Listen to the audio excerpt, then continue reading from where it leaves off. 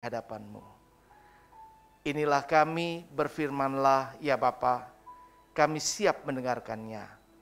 Demi nama Yesus Tuhan dan Juru Selamat kami berdoa. Haleluya. Yang siap dengarkan firman Allah, katakan amin. Shalom. Puji Tuhan. Baik, hari ini kita belajar firman Tuhan. Mungkin sebagian ada yang berlibur, namun kita sebagian yang masih bisa ada tempat ini, kita belajar kebenaran firman Allah. Tema yang saya mau sampaikan adalah menghidupi panggilan Tuhan.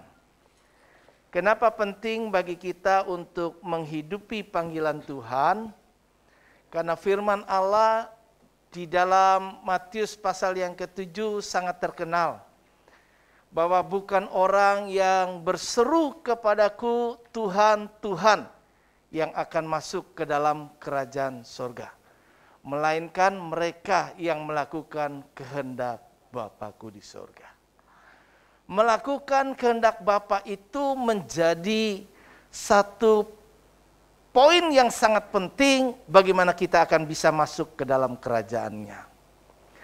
Nah, tentunya melakukan kehendak Allah perlu kita pahami juga apa yang menjadi kehendak Tuhan di dalam kita. Nah, berbicara bagaimana kita dari tema ini menghidupi panggilan Tuhan adalah tentunya supaya kita masing-masing bisa hidup seperti apa yang telah Tuhan tetapkan di dalam kehidupan kita. Mari kita akan baca firman Allah di dalam Efesus pasalnya yang keempat ayat 1 bagian B saja. Kita baca bersama-sama. 2, 3.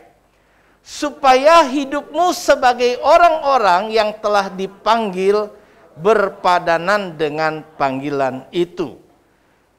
Ini adalah sebuah nasihat yang disampaikan Rasul Paulus. Karena Rasul Paulus sendiri telah mengalami sendiri di dalam kehidupannya. Dahulu dalam kehidupan di masa lalunya, dia menyangka bahwa hidupnya sudah untuk Tuhan. Tetapi ternyata ketika ia berkesempatan kasih karunia Allah melawat dia, sehingga ia dapat bertemu dengan Tuhan secara pribadi. Tuhan menyatakan diri dalam perjalanan ke Damsyik dengan rencananya yang sudah terbuat untuk dapat menangkap, membunuh orang-orang yang mengikuti jalan Tuhan. Tapi di situ Tuhan memanggil Paulus. Dan karena itu kalau kita baca di Efesus pasal yang keempat, secara lengkap di sana judul perikopnya adalah kesatuan jemaat dan karunia yang berbeda-beda. Setiap kita, saya dan saudara dipanggil, tentunya panggilan Tuhan atas kita masing-masing berbeda. Enggak semua orang dipanggil Tuhan untuk menjadi pendeta. Enggak semua orang dipanggil Tuhan untuk menjadi WL. Enggak semua orang dipanggil Tuhan untuk menjadi bagian-bagian tertentu. Tetapi setiap kita perlu tentunya memahami bahwa Allah tentunya memanggil setiap kita. Panggilan yang universal yang berlaku untuk setiap orang sudah kita baca. Dulu pernah saya sampaikan bagaimana Tuhan memanggil kita. Dari awal telah Tuhan tetapkan kita sebagai ciptaan yang dilahirkan baru oleh Tuhan untuk melakukan pekerjaan baik. Dia mau supaya kita hidup di dalamnya. Jadi hidup di dalamnya melakukan pekerjaan baik. Karena pekerjaan baik akan baik buat kita, pekerjaan baik juga akan mempermuliakan nama Tuhan. Dan nasihat Rasul Paulus dikatakan, sebab itu aku menasehatkan kamu, aku orang yang dipenjarakan karena Tuhan. Jadi Rasul Paulus menjadikan dirinya sendiri sebuah contoh. Di ayat yang secara lengkap ayat 1 itu, bahwa aku yang adalah orang yang telah dipenjarakan. Dia yang telah menjalani, menghidupi panggilan kehidupannya ketika Tuhan memanggil dia untuk menjadi alat yang mulia di tangannya, menyampaikan menjadi sebuah kesaksian di mana tentunya bertentangan sebelumnya Dia menentang orang-orang yang ikut percaya kepada Yesus, tapi sebaliknya sekarang dia harus meyakinkan orang-orang bahwa Yesus itu adalah jalan, kebenaran, dan hidup. Ada banyak orang yang kita bisa lihat sendiri, kesaksian-kesaksian yang kita juga bisa lihat di YouTube, kita terima di WhatsApp, kita terima dalam berbagai bentuk media lainnya. Bagaimana orang dipanggil Tuhan dan akhirnya menjadi alat Tuhan yang luar biasa. Yang diminta Rasul Paulus supaya hidupmu sebagai orang-orang yang telah dipanggil berpadanan dengan panggilan itu. Berpadanan, searah, sejalan, ya, sesuai, berpadanan dengan panggilan itu.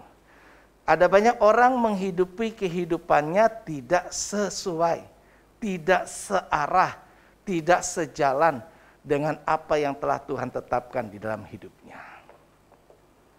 Ini yang jadi masalah. Nah, kita bisa lihat salah satu contoh di dalam bacaan kita, kisah daripada Yesus menampakkan diri kepada murid-muridnya di pantai Danau Tiberias. Hal ini tidak asing bagi kita sudah tahu cerita ini, karena itu saya tidak menuliskan ayat demi ayat dari Yohanes pasal 21 ayat 1 sampai 19. Namun di sana dikatakan, secara beberapa ayat yang saya bacakan, kemudian Yesus menampakkan diri lagi kepada murid-muridnya di pantai Danau Tiberias, dan ia menampakkan diri sebagai berikut. Di pantai itu berkumpul ada 7 muridnya, yaitu Simon Petrus, ada Thomas yang disebut Didimus, ada Nathanael dari Kana yang di Galilea, ada Yohanes dan Yakobus anak-anak Zebedius, dan 2 orang muridnya yang lain yang namanya tidak disebutkan. Kata Simon Petrus kepada mereka ini, teman-teman 6-nya itu, "Aku pergi menangkap ikan." Kata mereka kepadanya, "Kami pergi juga dengan engkau." Maka mereka berangkat lalu naik ke perahu, tetapi malam itu mereka tidak menangkap apa-apa. Saudara, ini adalah bagian penampakan di ayat yang ke-14 kalau kita baca dari Yohanes 21 itu dikatakan yang ketiganya. Yesus menampakkan kepada murid-muridnya yang ketiga kalinya. Dan ternyata ada beberapa penampakan Tuhan yang kita bisa lihat, catat di dalam Alkitab. Yang pertama, Yesus menampakkan diri kepada Maria Magdalena di sebuah taman. Kemudian kepada perempuan yang lain. Dan 2 murid yang menuju Emmaus. Kepada Petrus pun juga ia menampakkan diri. Kemudian kepada murid-murid secara khusus, ya, di sebuah tempat loteng. Maka Yesus menampakkan diri, dan pada waktu itu kepada 10 murid, oleh karena 1 di antaranya yang dari 11 yang tersisa, karena 1 Yudas sudah bunuh diri, itu Thomas yang tidak hadir. Nah, kemudian seminggu kemudian dia juga menampakkan lagi, dan ketika Thomas hadir 11 murid, dan yang dikatakan yang ketiga tadi barulah yang tadi kita sebutkan di Yohanes pasal yang ke-21, ya. 7 murid di pantai Danau Tiberias. Kemudian ada juga Yesus menampakkan kepada lebih dari 500 orang. Ada juga kepada Yakobus, dan juga pada akhirnya sebelum Yesus naik ke surga di Bukit Zaitun, ia juga kembali menampakkan diri kepada ke-11 murid. Di mana 11 murid ini pada akhirnya menyaksikan Yesus terangkat ke surga, dan sebelumnya Yesus memberikan amanat agung bagi murid-muridnya. Nah, bagaimana saya dan saudara itu dapat menghidupi panggilan Tuhan? Ada beberapa hal, 3 poin yang saya sampaikan. Yang pertama, mari kita lihat di sini poin yang sangat penting untuk bisa menghidupi panggilan Tuhan, yaitu pertama, perlu buat kita mengerti apa panggilan Tuhan buat kita. Apa panggilan Tuhan buat saya sebenarnya? Setiap kita dipanggil Tuhan. Kita hadir sekarang beribadah karena Tuhan panggil kita. banyak yang dipanggil, tapi nanti sedikit yang dipilih. Yang duluan bisa jadi yang terbelakang. Yang terbelakang bisa jadi yang duluan. Itu apa? Tergantung respon artinya. Respon kita, mungkin kita juga sudah dipanggil Tuhan lebih dulu di awal-awal. Tapi lama-lama kita akan jadi Kristen yang terbelakang. Orang-orang yang baru dipanggil ke belakang-belakangan, ya, kemudian dia responnya luar biasa, majunya pesat, bertumbuhnya pesat, dia jadi orang yang terdepan. Tergantung kita. Saya pernah sampaikan firman Allah dengan tema, apa ya itu? Terkasih atau tersisih. Jadi kita menjadi orang yang tetap terkasih di mata Tuhan, atau kita yang tersisih. Kembali respon kita masing-masing. Nah, Yesus memanggil Petrus di ayat yang ketiga dan yang keempat dari Yohanes 21. Saya baca untuk kita. Kata Simon Petrus kepada mereka tadi, aku pergi menangkap ikan. Kata mereka kepadanya, kami pergi juga dengan engkau. Mereka berangkat lalu naik ke perahu, tetapi malam itu mereka tidak menangkap apa-apa. Ayat 4, ketika hari mulai siang, Yesus berdiri di pantai, akan tetapi murid-murid itu tidak tahu bahwa itu adalah Yesus. Jadi Yesus memanggil Petrus dari penjala ikan menjadi penjala manusia. Namun Petrus dan 6 murid lainnya tadi dalam bacaan yang sudah kita baca, itu menangkap ikan, pergi kepada pekerjaan lamanya. Menangkap ikan memang itu adalah sesuatu yang dia bisa lakukan. Sebelumnya backgroundnya memang dia penjala ikan. Menangkap ikan perlu dia lakukan karena itu untuk melanjutkan nafkah kehidupan bagi dia dan keluarganya. Jadi memang hal itu wajar dilakukan sama mereka. Tetapi di dalam perjalanan kehidupan seorang murid yang sudah ikut Yesus itu selama berapa tahun? 3,5 tahun bersama-sama. Ya, 3,5 tahun bersama-sama. On job training, artinya bersama-sama melakukan pelayanan dengan Yesus. Sampai akhirnya tidak lagi hidup bersama dengan Yesus. Dan ternyata kita bisa lihat di sini yang kita pelajari dari bacaan ini, kembali kita renungkan adalah dari waktu Petrus berinisiatif untuk menangkap ikan kembali dan teman-teman yang ada berkumpul bersama dia juga menyatakan diri kepengen ikut. Ternyata kan di antara mereka ini bukan orang yang tidak tahu bahwa Yesus pernah menyatakan kepada Petrus bahwa ia dari penjala ikan waktu dipanggil menjadi murid ikut aku akan menjadikan engkau menjadi penjala manusia. Sudah tahu panggilan Tuhan apa untuk Petrus. Dan tentunya di antara mereka juga punya background, gak cuma Petrus yang menjadi penjala ikan. Ada siapa lagi? Ada Yohanes, ada Yakobus juga, ya. Tapi intinya nggak cuma mereka karena backgroundnya penjala ikan baru menjadi penjala manusia. Tapi semua murid Tuhan dipanggil untuk menjadi penjala manusia. Artinya menjangkau orang-orang untuk memenangkannya, karena itulah misi hidup Yesus di dunia, yaitu untuk menyelamatkan semua manusia. Tetapi ternyata ketika Petrus menyatakan diri untuk kembali kepada pekerjaan lamanya, yang secara manusia kita berpikir nggak ada yang salah. Dan tidak seorang pun daripada yang lain tadi yang hadir yang ingetin Petrus, colek Petrus, kita itu sudah ingat nggak? Waktu itu Yesus bilang sama kamu loh secara khusus, kalau kamu itu mau dijadikan penjala manusia. Fokus kita ini sekarang, orientasi pekerjaan kita sekarang ini adalah jangkau jiwa-jiwa. Menangkan orang. Tidak ada. Yang lain tetap ikut arus, ikut Petrus yang waktu itu kepemimpinan di antara rekan-rekan sangat dominan karena vokal sekali. Spontanitas karakter vokal di antara teman-teman lainnya. Dan teman-teman, ayo kami juga ikut dengan engkau. Ada banyak orang-orang Kristen yang sama. Yang kalau orang melakukan sesuatu yang tidak sepadan, tidak sesuai dengan panggilan, kita tahu itu. Tapi orang nggak peduli. Kamu-kamu, saya-saya. Nggak ada yang saling mengingatkan untuk kembali menghidupi panggilan Tuhan.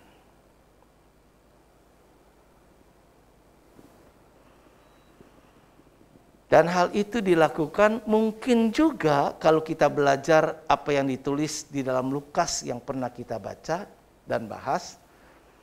24 ayat 21, karena ada perasaan kecewa murid-murid.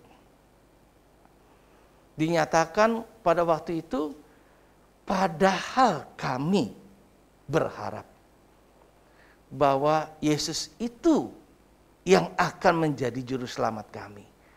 Menyelamatkan kami, menjadi raja yang membebaskan kami dari penjajahan Romawi. Tapi semua kenyataan yang dihadapi berbeda. Kami melihat sendiri, ia ditangkap, ia diadili, ia dianiaya, bahkan ia disalibkan tanpa membela diri. Kami tahu ia juga sudah dikuburkan. Dan ada berita bahwa sekarang ia sudah tidak ada. Mungkin ada orang yang mengambil mayatnya. Itu adalah percakapan dua orang yang menuju Emmaus. Nah, kita bisa lihat di sini, kalau kita punya kekecewaan, apapun bentuk itu, bisa saja kita tidak menghidupi lagi panggilan Tuhan dalam diri kita. Perasaan kecewa saya, perasaan kecewa saudara, karena doa saya nggak dijawab-jawab, karena apa yang saya lakukan nggak berhasil, karena ada banyak hal-hal yang lain, ya kembali lagi. Kita nggak menghidupi. Ya.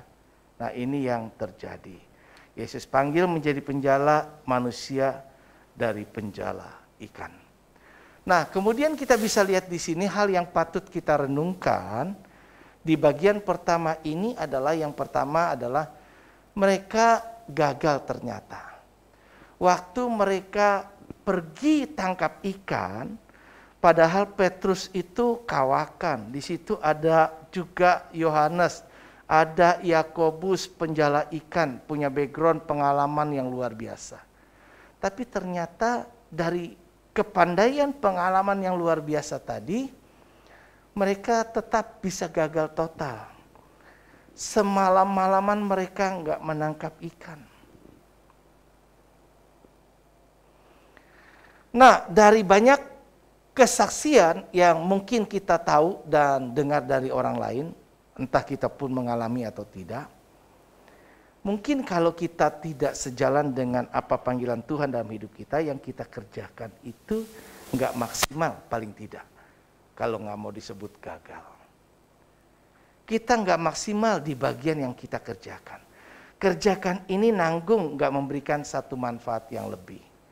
Kita nggak jadi berkat di dalamnya. Kenapa? Karena yang kita kerjakan itu nggak sejalan dengan apa yang Tuhan mau. Tapi kalau itu sejalan dengan yang Tuhan mau, kita bisa lihat Petrus yang sebelumnya nggak menghidupi panggilan Tuhan, malah menyangkal. Tapi setelah dia diperbarui kehidupannya dengan baptisan Roh Kudus yang dia terima pada waktu itu, maka panggilan sebagai penjala manusia itu efektif. Sekali bicara, sekali khotbah, ternyata luar biasa. Ada begitu banyak orang yang bisa dituai. Ya, kita bisa lihat Paulus juga luar biasa. Ketenarannya dibanding pada waktu lalu dia begitu tenar sebagai penganiaya jemaat yang percaya kepada Tuhan. Tapi ketika Tuhan ubah panggil kehidupannya dan dia hidupi itu dengan mempertaruhkan hidupnya, sampai ia pun dipenjara, menderita dan banyak halnya. Tapi ternyata kita bisa lihat ketika dia mulai menghidupi panggilan hidupnya, untuk bisa menjadi saksi buat orang Yahudi dan yang bukan Yahudi, maka ternyata dia menjadi sebuah tokoh yang luar biasa yang dikenal dunia hingga hari ini. Dan bahkan itu menjadi bagian suratannya, menjadi bagian kitab suci orang yang percaya. Kita bisa lihat orang-orang yang berhasil. Kalau kita dipanggil sebagai dokter, pasti kalau kita hidupi itu, kita bisa menjadi besar. Kalau kita dipanggil menjadi guru, kalau kita hidupi, kita bisa menjadi besar. Kalau kita dipanggil menjadi pengkhotbah, kalau kita hidupi, pasti kita bisa jadi besar. Artinya paling tidak, hidup kita jadi berkat. Kalau kita tekun mengerjakan itu. Tapi kalau nanggung-nanggung, kalau kita enggak benar-benar mengerti apa ya Tuhan mau buat kehidupan saya, maka kita enggak jadi apa-apa. Kita cuma jadi biasa-biasa.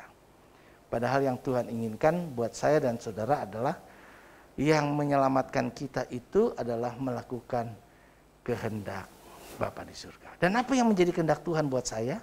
Apa yang menjadi kehendak Tuhan buat saudara? Tanyakan kepada Allah. Tuhan, Engkau mau apa? Dari saya, Engkau mau saya lakukan apa?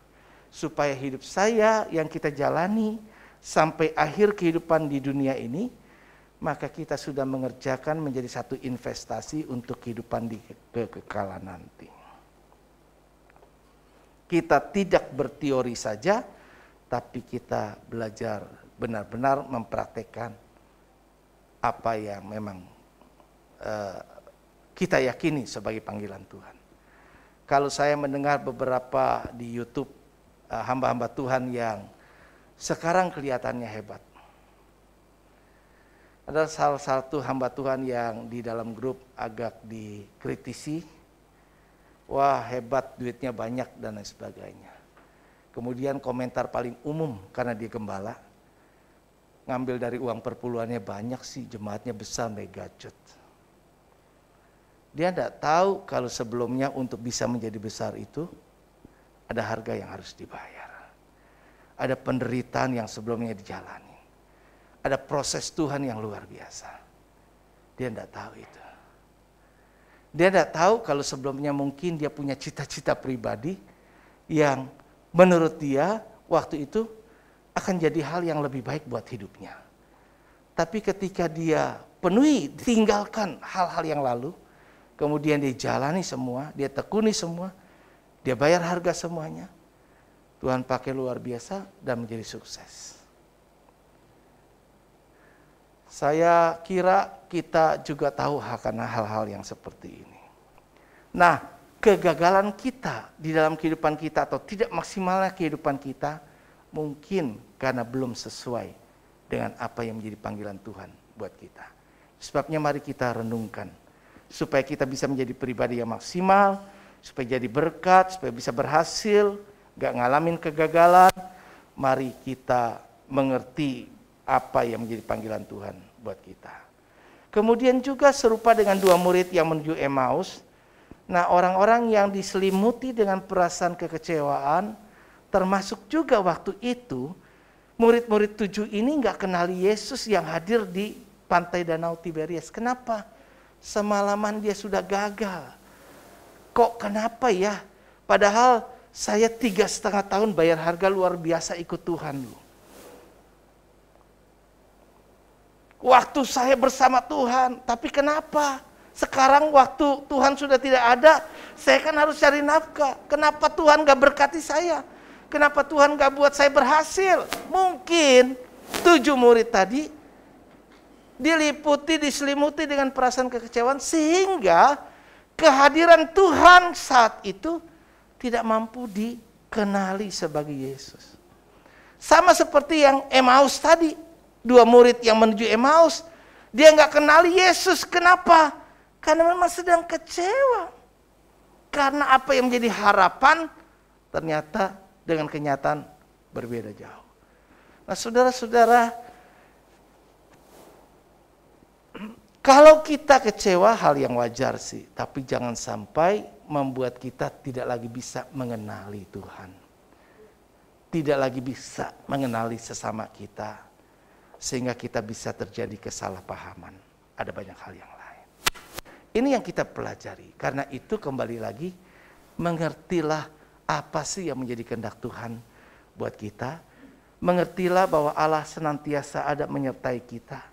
Dia membuktikan dia hidup, dia membuktikan dia berkuasa, dia membuktikan bahwa dia sanggup menolong kita. Dan kalau kita mengalami banyak hal-hal dalam perjalanan hidup kita yang gak sesuai harapan, itu menjadi bagian proses Tuhan dalam hidup kita, supaya kita berpadanan dengan apa yang menjadi panggilan Tuhan buat kita. Yang kedua, kita bisa lihat di sini bahwa taat kepada arahan Tuhan. Ayat yang kelima dan keenam berkata begini. Kata Yesus kepada mereka, "Hai anak-anak, adakah kamu mempunyai lauk pauk?" Jawab mereka, "Tidak ada." Maka kata Yesus kepada mereka, "Tebarkanlah jalamu di sebelah kanan perahu, maka akan kamu peroleh." Lalu mereka menebarkannya dan mereka tidak dapat menariknya lagi karena banyaknya ikan. Nah, tentu setiap kita bisa menjadi gagal. Kita mungkin pernah menjadi gagal dalam berbagai aspek kehidupan kita. Kita gagal dalam pekerjaan, karir, kita gagal dalam rumah tangga, kita gagal dalam jodoh, kita gagal dalam banyak hal lainnya. Setiap kita berbeda-beda. Kita gagal di dalam apa yang kita ingin supaya itu dapat kita capai, tapi kita belum mencapainya. Kita gagal dalam pendidikan dan lain sebagainya. Ya.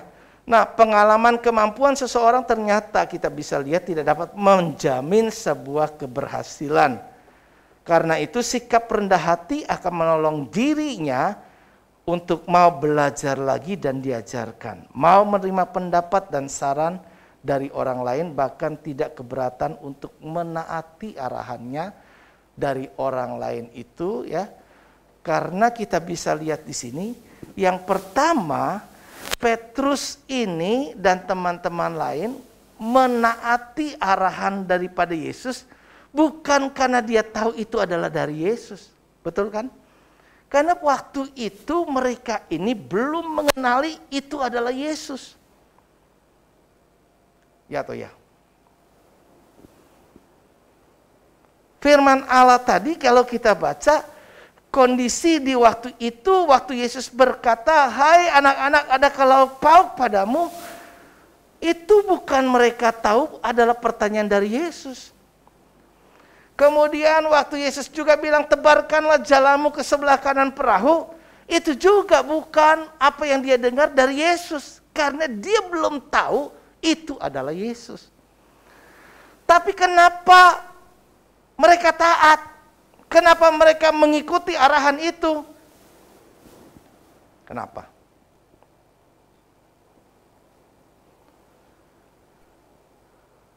Pertama, kita belajar. Orang yang rendah hati biasanya mudah. Mau terima masukan, mau terima arahan. Tapi kalau orang yang enggak rendah hati, udah gagal sombong. Ya. Udah gagal, masih merasa diri, gue gak perlu lu. Saya tetap perlu. Jalan, saya tahu apa yang harus saya lakukan. Nah, ini yang akhirnya membuat orang tidak bisa menerima arahan dari siapapun. Itu manusia. Mereka baru menyadari setelah mereka melihat ternyata murid Yesus yang juga tadinya begitu dekat, dikatakan kan murid Yesus yang paling dikasih Yohanes. Tapi ketika dia lihat ciri-cirinya ternyata begitu sudah benar berhasil, baru Yohanes yang ngomong pertama, "Itu Tuhan." Wong sebelumnya Yohanes aja yang dekat sama Yesus aja bisa juga keliru, nggak kenal. Kenapa? Karena yang tadi perasaan kecewa menyelubungi. Tapi karena ada modal rendah hati, ada modal dia punya karakter baik, masih mau diarahkan. Ya, puji Tuhan lah, dia masih dengerin saran dari orang lain. Sekali lagi orang lain bukan Yesus, karena mereka nggak tahu itu adalah Yesus.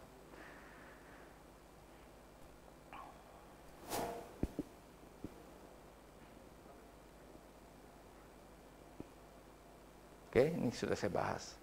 Jadi kita bisa lihat di sini adalah orang yang berkarakter taat, Orang yang suka dengar-dengaran, memiliki penundukan diri, rendah hati, akan lebih mudah diarahkan dan dibentuk untuk menjadi pribadi yang lebih baik dan sukses.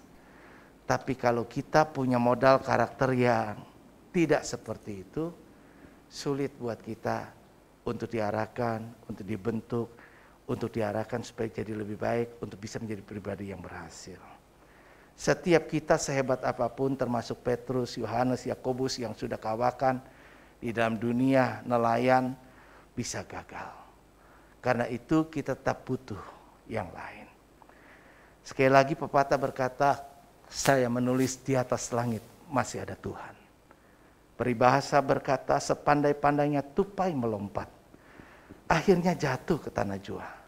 Yang artinya betapapun pandai atau hebatnya seorang dalam suatu perkara, permasalahan atau pekerjaan, pasti memiliki kelemahan juga. Dan bisa pernah salah juga. Kita orang sebagai human being, sebagai manusia, sebagai orang yang bisa berbuat salah dan gagal. Bisa keliru. Karena itu kita harus tetap mengandalkan Tuhan. Kita harus merasa tetap juga butuh orang lain untuk menolong, untuk mengarahkan, untuk mengingatkan kita. Ya, tadi kita belajar di poin pertama, sayangnya teman-teman Petrus enggak ingatin mereka, enggak ingetin Petrus, ingetin kita tuh harus hidup seperti yang Tuhan mau.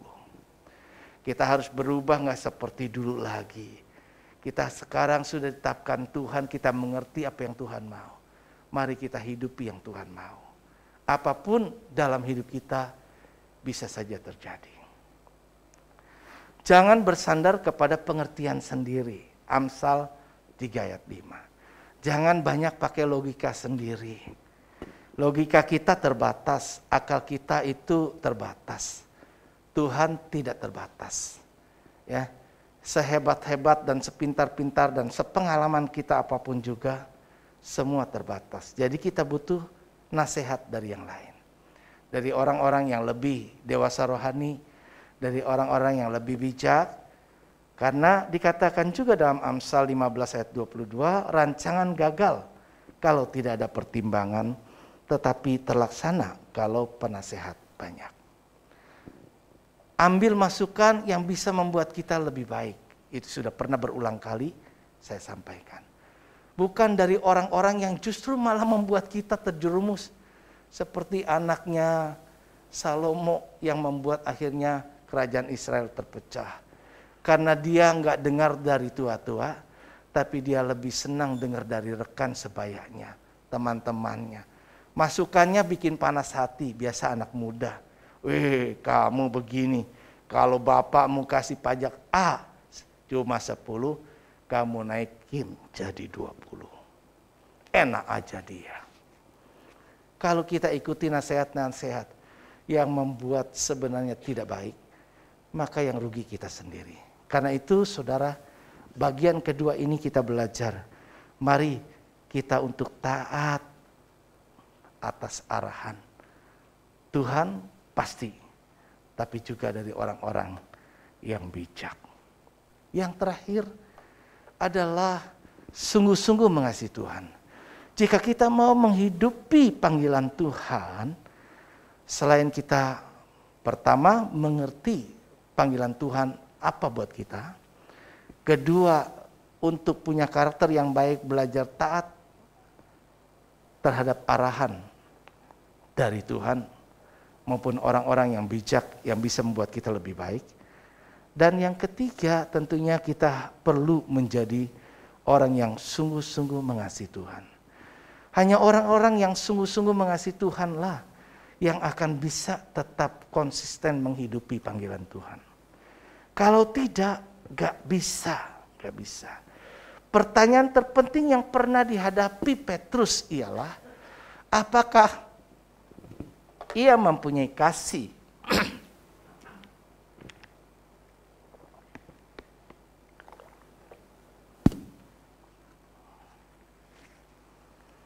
yang mengabdi bagi Tuhannya, yang terbangun kasih itu dari kesadaran penuh, ya, dari hati, bukan sekedar ucapan bibir, dan juga harus terbangun dari hubungan pribadi dengan Yesus.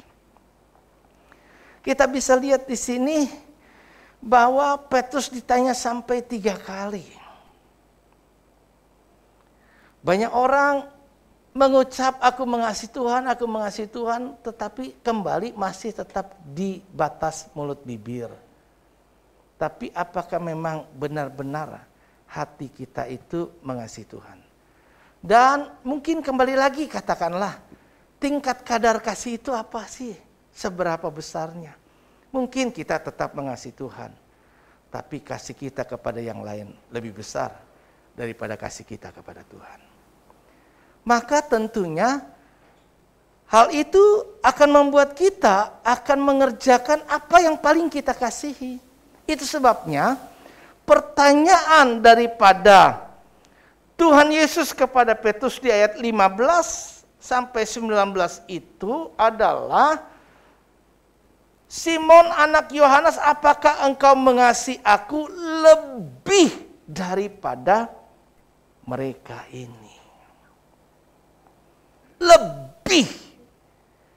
Kasih kita kepada Tuhan itu lebih dari segalanya atau tidak? Lebih dari pasangan hidup kita atau tidak? Lebih dari orang tua kita atau tidak? Lebih dari anak kita atau tidak? Lebih dari teman kita atau tidak? Lebih dari apapun juga. Kalau tidak lebih, bahkan saya mengasihi, tapi kasih saya kepada yang A lebih besar daripada kasih saya kepada B. Maka kita akan tetap memprioritaskan yang A. Karena kasih itu bicara hati. Kasih nggak cuma bicara di bibir. Hati. Kasih itu terbukti nggak bisa dibohongi, nggak cuma sekedar kata-kata. Waktu kita kenal Yesus pertama kali kita jatuh cinta, ku jatuh cinta padanya. Terus tambah dalam, dan tambah dalam. Maka ada kerinduan yang sejalan dengan perasaan cinta. Kita pengen tetap sering-sering ketemu dengan Dia. Kita pengen tetap dekat dengan Dia. Kita pengen segalanya. Maka lagu pujian berkata, apa tuh? Kau di hatiku, kau di pikiranku. Ya kan? Jadi ada di hati, ada di pikiran. Ada di dalam segala aspek kehidupan. Ya. Nah, kita dapat melayani tanpa kasih. Kita bisa melakukan apapun tanpa kasih. Tetapi kita tidak dapat mengasihi tanpa melayani. Yesus memandang kasih sebagai syarat dasar dari semua pelayanan Kristen. Memang diperlukan kualifikasi lainnya. Itu ada persyaratan menjadi penilik dan diaken. Ya, di dalam 1 Timotius pasal 3. Tetapi kasih akan Kristus dan sesama itu sangat diperlukan agar dapat bertahan dalam segala situasi yang dialami sebagai ujian iman. Karena itu perlu komitmen dan kualitas kasih yang stabil. Tidak, itu sebabnya Yesus menanyai sampai 3 kali. Simon, apakah engkau mengasihi aku lebih daripada yang lain? Dijawab secara spontanitas. Tentu Tuhan, aku mengasihi engkau. Tanya ulang lagi. Jawabannya spontanitas. Nggak mikir. Sampai ketiga kalilah baru Simon Petrus sempat berpikir sejenak. Dan menjadi sedih. Karena Tuhan menanyai 3 kali. Apakah engkau mengasihi aku? Maka ia nggak bisa berkata lagi secara spontanitas. Dia cuma bilang, engkau Tuhan, engkau paling tahu. Engkau tahu aku mengasihi engkau yang sebenarnya. Tapi ada banyak kelemahan di dalam hidupku. Maka kalau kita lihat di sini, Yesus mengingatkan akan adanya siklus kehidupan loh. Ya. Siklus kehidupan. Waktu benar engkau mengasihi aku, engkau benar-benar lebih mengasihi Tuhan daripada yang lain, maka Tuhan kasih amanat, gembalakanlah domba-dombaku. Allah mengasihi domba-dombanya, namun Allah mendelegasikan kepada murid-muridnya karena dia tahu tidak selamanya dia ada dalam dunia. Dia delegasikan, dia percayakan kepada orang-orang seperti saya dan saudara untuk meneruskan menggembalakan domba-domba supaya tujuan Tuhan tidak seorang pun binasa, melainkan supaya semua orang berbalik dan bertobat, diselamatkan, itu tercapai. Dan Tuhan mau pakai saya dan saudara, karena itu dia bilang, gembalakanlah domba-domba. Layani Tuhan, kerjakan buat Tuhan, lakukan buat Tuhan panggilan. Tentu sekali lagi, saya mengatakan ini tidak berkata bahwa kita semua harus jadi pendeta. Kita semua harus jadi kayak apa. Enggak, setiap kita yakini panggilan kita apa. Dan hidupi panggilan itu, maka kita akan berhasil.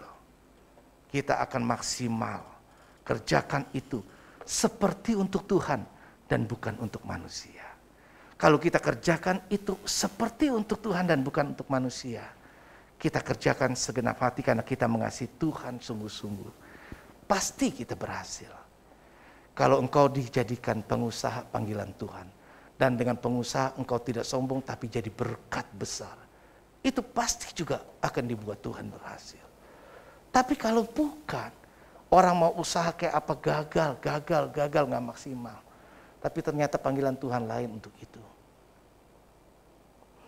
Kita akan menjumpai banyak hal yang kegagalan dan tidak menjadi maksimal.